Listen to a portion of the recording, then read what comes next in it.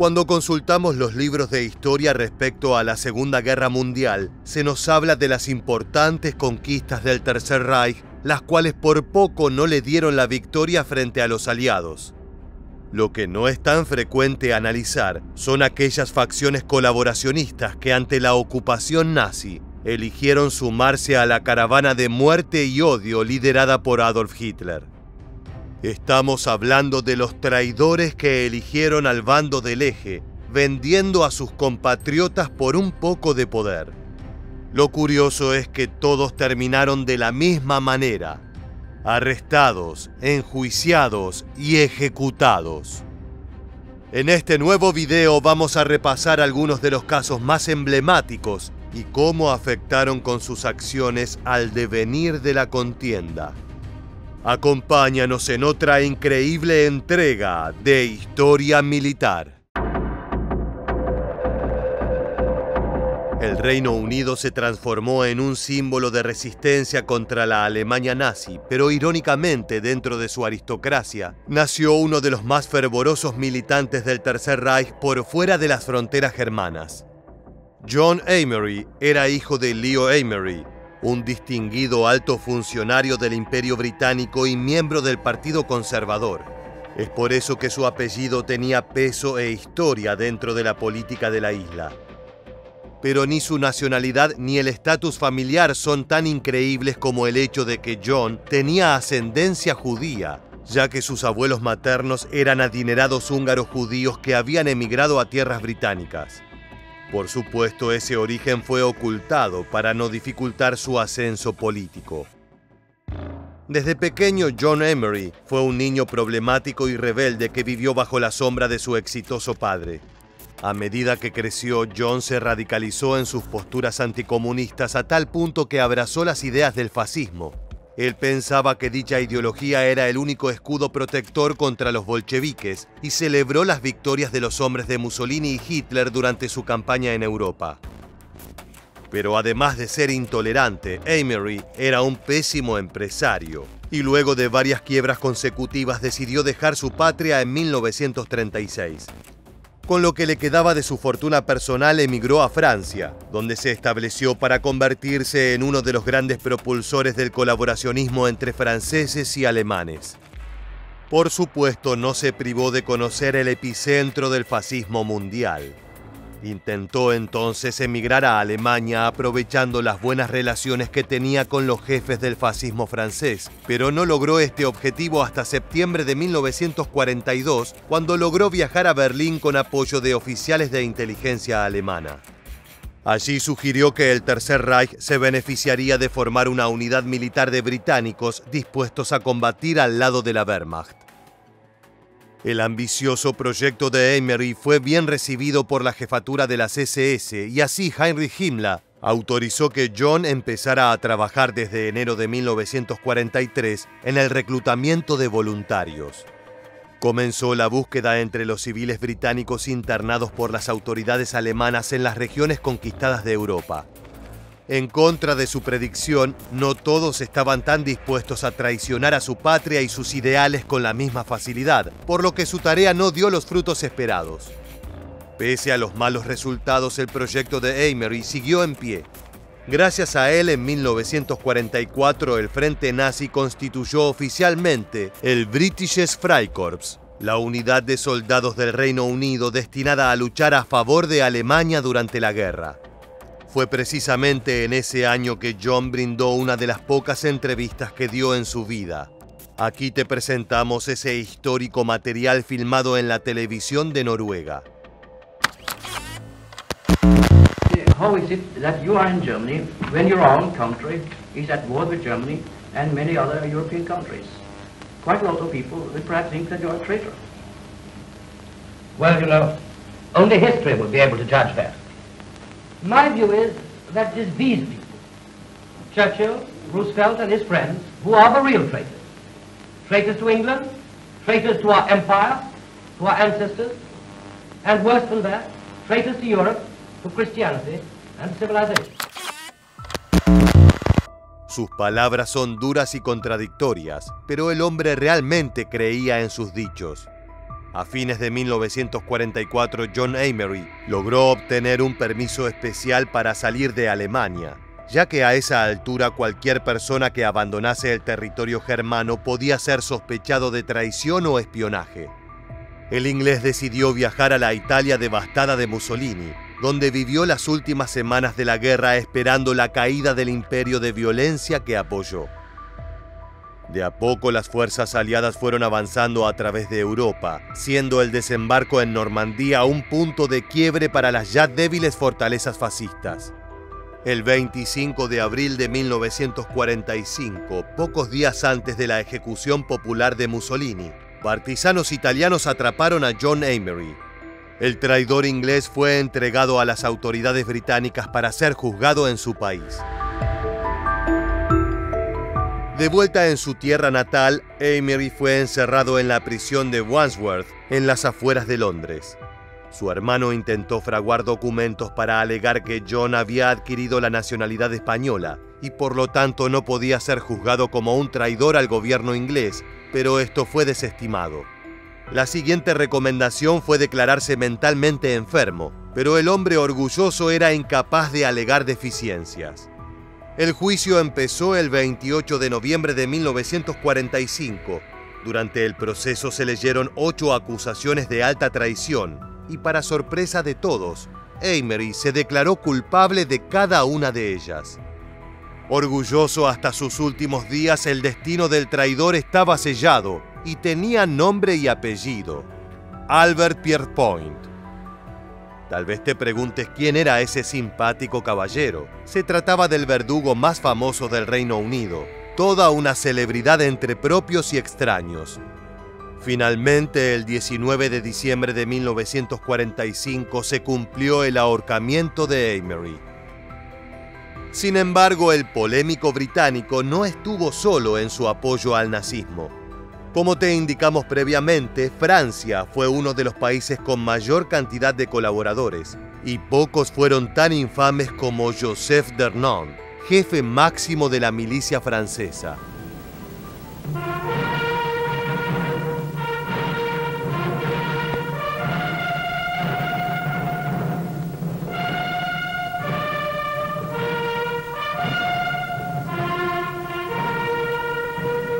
Lo que acabas de ver no es un acto en Berlín, sino una movilización militar en la Francia de Vichy, el estado títere que el Reich instauró en territorio galo.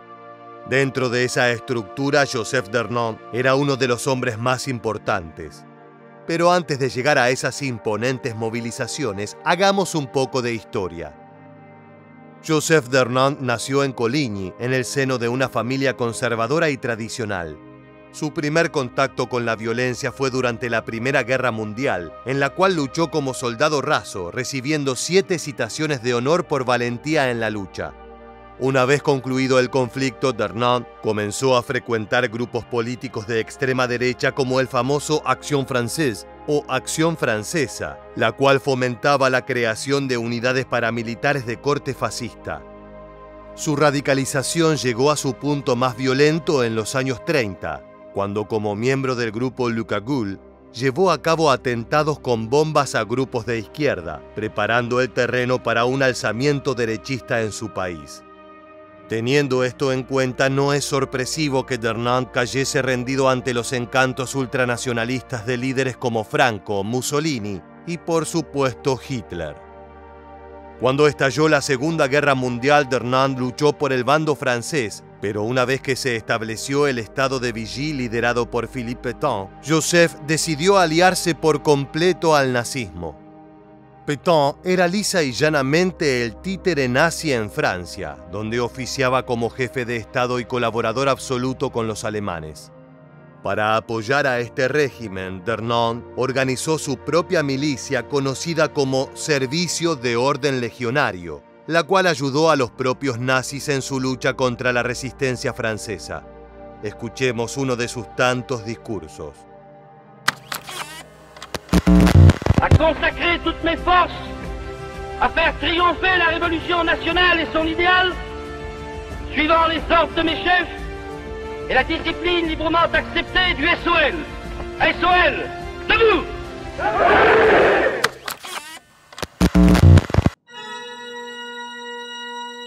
Puede que ese saludo final te resulte familiar y que esté relacionado a otro líder militar de famoso bigote. La milicia, otro de los nombres con los que fue conocido este grupo paramilitar pro-alemán, era especialmente peligroso para la resistencia, ya que estaba integrado por hombres que conocían el territorio como la palma de su mano. Tenían información detallada sobre posibles escondites y reuniones de rebeldes, además de conocer las actividades de aquellos que no estaban dispuestos a entregar su país al Führer. Por presión alemana, en diciembre de 1943, el gobierno de Pierre Laval nombró a Darnand como jefe máximo de la policía y ministro del Interior.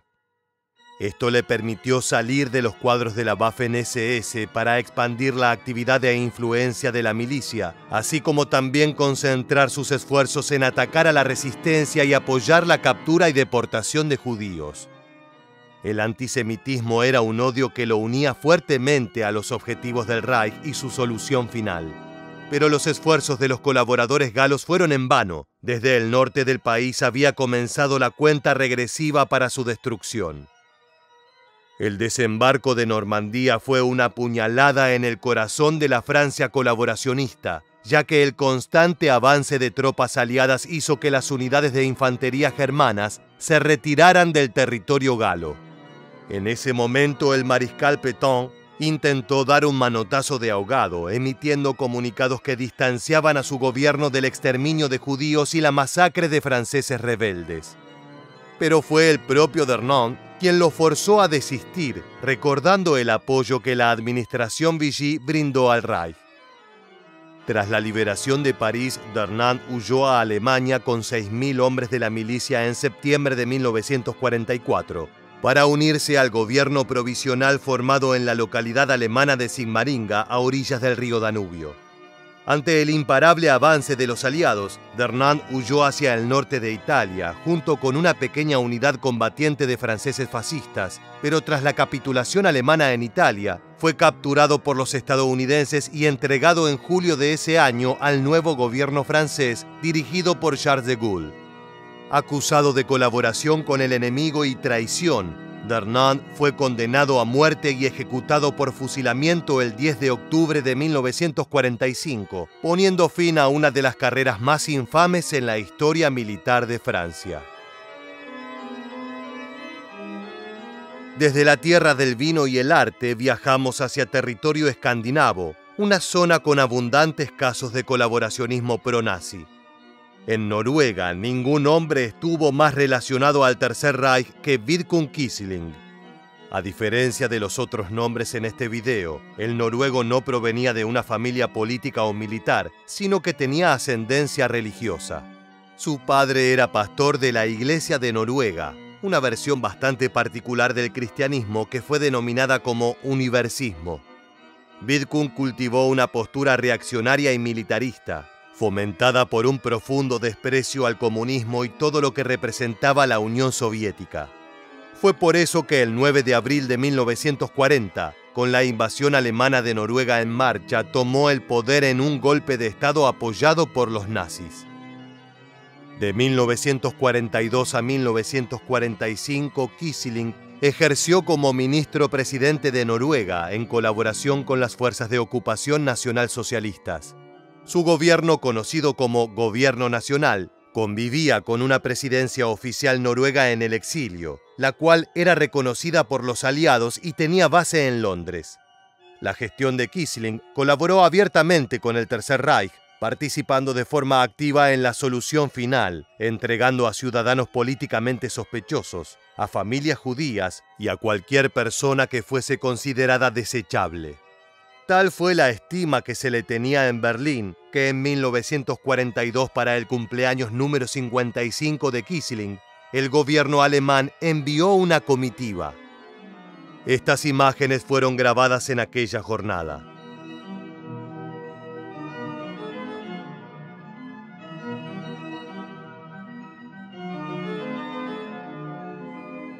Como muchos otros traidores a su patria, Quisling se percató en 1945 que la guerra tenía un solo destino posible: la victoria aliada.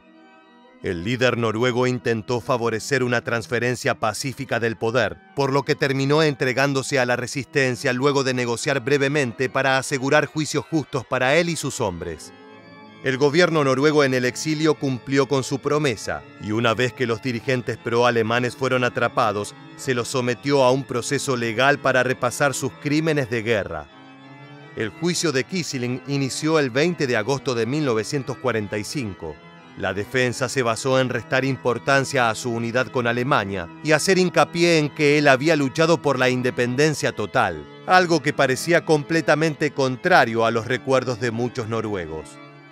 Afortunadamente, el juicio a Quisling fue filmado, por lo que estas imágenes llegan hasta nuestros días para poder ver el rostro del más brutal colaborador escandinavo en la jornada en que se le comunicó la pena que debería afrontar: la muerte. Quisling fue ejecutado por un pelotón de fusilamiento en la fortaleza de Akershus el 24 de octubre de 1945. El reloj marcaba las 2:40 cuando se apagó la vida del noruego más infame de la Segunda Guerra Mundial. Sus últimas palabras fueron: «Fui condenado injustamente y muero inocente». Tras su muerte, su cuerpo fue cremado y las cenizas fueron enterradas.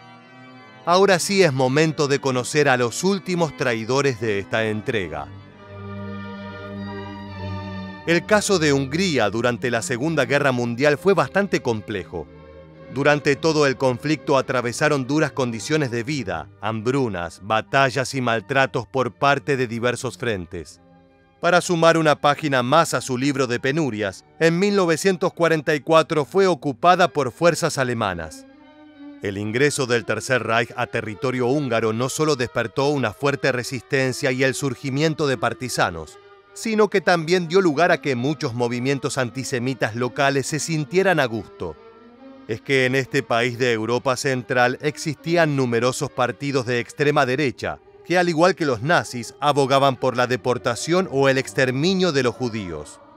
Al frente de esos grupos se encontraban hombres como László Endre y László Baki, dos nombres infames de la historia húngara. Los dos Lászlós colaboraron de cerca con las SS en la identificación y aniquilación de ciudadanos de ascendencia judía, tanto así que se volvieron la mano derecha de Adolf Eichmann en la región. Estamos hablando de que los Lászlós se ganaron la confianza del hombre responsable del Holocausto y de la solución final.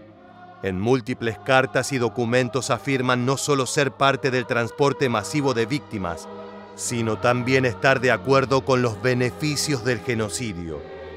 Se estima que gracias a su macabra labor, en cuestión de meses, decenas de miles de compatriotas perecieron en las cámaras de gas germanas. En el infierno hay un lugar especial reservado para personas como Endre y Baki, quienes no solo asesinan, sino que también traicionan a sus pares y entregan a su patria a fuerzas invasoras. En marzo de 1945, Budapest fue capturada por el Ejército Rojo. László Endre intentó esconderse en Austria, pero fue capturado y enviado nuevamente a su país. Baki corrió un destino casi idéntico, siendo capturado por los soviéticos durante aquella ofensiva. Luego de un largo año en prisión, ambos fueron enjuiciados junto a sus colaboradores. No fue difícil probar sus crímenes, ya que existe amplia evidencia sobre su participación en la infame solución final. Lo que verás a continuación fue filmado el 29 de marzo de 1946, día en que los Lászlós malditos de Hungría fueron ejecutados. Te aseguramos que no es necesario comprender el idioma para entender lo importante de este registro. Baki László és Endre László, a nyilas uralom legelvetemültebb rivékei leltek a nemzettel szemben elkövetett vétkeikért. Uralkodásuk idején példátlan szadizmussal ölették meg, vagy deportáltatták a magyarság ezreit. Cinizmusuk és kenes világszerte megdöbbenést és felháborodást keltett.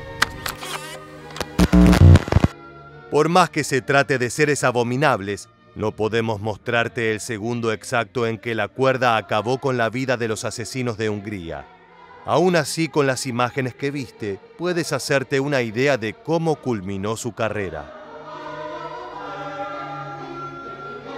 Como te anticipamos en la introducción, la Segunda Guerra Mundial no solo estuvo plagada de muerte y destrucción, sino también de traidores, de hombres que eligieron el bando criminal suponiendo que sería el vencedor. Afortunadamente, la historia les dio la espalda y sus crímenes fueron juzgados al igual que aquellos cometidos por los líderes del Tercer Reich. Así llegamos al final de este video. Si quieres seguir conociendo historias como esta, te invitamos a suscribirte y activar las notificaciones de nuestro canal. Por el momento nos despedimos hasta la próxima entrega de Historia Militar. Gracias por acompañarnos.